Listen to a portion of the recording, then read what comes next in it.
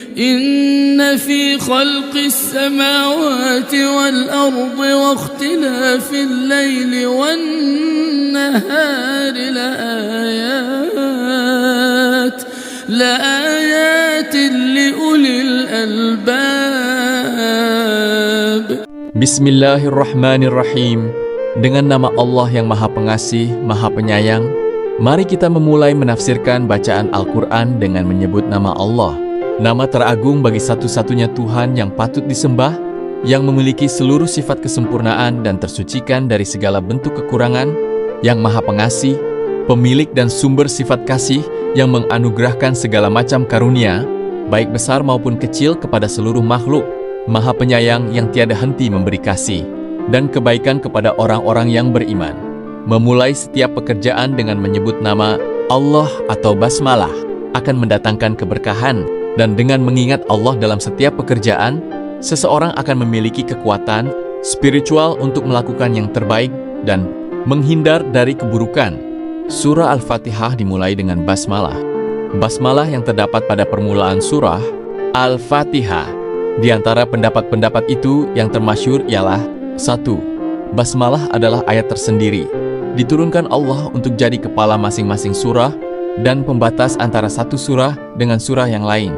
Jadi dia bukanlah satu ayat dari Al-Fatihah atau dari surah yang lain yang dimulai dengan basmalah itu.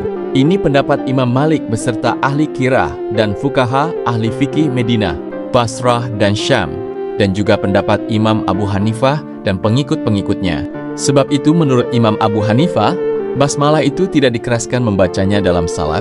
Bahkan Imam Malik tidak membaca basmalah sama sekali. Hadis Nabi SAW. Dari Anas bin Malik dia berkata, saya sholat di belakang Nabi SAW, Abu Bakar, Umar dan Utsman. Mereka memulai dengan Alhamdulillahi Rabbil Alamin, tidak menyebut Bismillahirrahmanirrahim di awal bacaan, dan tidak pula di akhirnya. Riwayat Al-Bukhari dan Muslim. 2. Basmalah adalah salah satu ayat dari Al-Fatihah, dan pada surah An-Naml ayat 30 yang dimulai dengan basmalah. Ini adalah pendapat Imam Syafi'i beserta ahli qiraah Mekah dan Kufah. Sebab itu menurut mereka, basmalah itu dibaca dengan suara keras dalam salat jahar. Dalil-dalil yang menunjukkan hal itu antara lain hadis Nabi SAW dari Ibnu Abbas. Ia berkata, Rasulullah SAW mengeraskan bacaan Bismillahirrahmanirrahim. Riwayat Al-Hakim dalam Al-Mustadrak, dan menurutnya hadis ini sahih. Dari Ummu Salamah katanya, Rasulullah berhenti berkali-kali dalam bacaannya Bismillahirrahmanirrahim. Alhamdulillahi Rabbil Alamin, Ar-Rahmanirrahim, Maliki Yaumiddin. Riwayat Ahmad, Abu Daud, Ibnu Khuzaimah, dan Al-Hakim. Menurut Ad-Daruqutni, sanad hadis ini sahih. Abu Hurairah juga salat dan mengeraskan bacaan basmalah. Setelah selesai salat, dia berkata, saya ini adalah orang yang salatnya paling mirip dengan Rasulullah. Muawiyah juga pernah salat di Madinah tanpa mengeraskan suara basmalah. Ia diprotes oleh para sahabat lain yang hadir di situ. Akhirnya pada salat berikutnya, Muawiyah mengeraskan bacaan basmalah. Kalau kita perhatikan bahwa sahabat-sahabat Rasulullah SAW telah sependapat menuliskan basmalah pada permulaan surah dari surah Al-Quran, kecuali surah At-Taubah.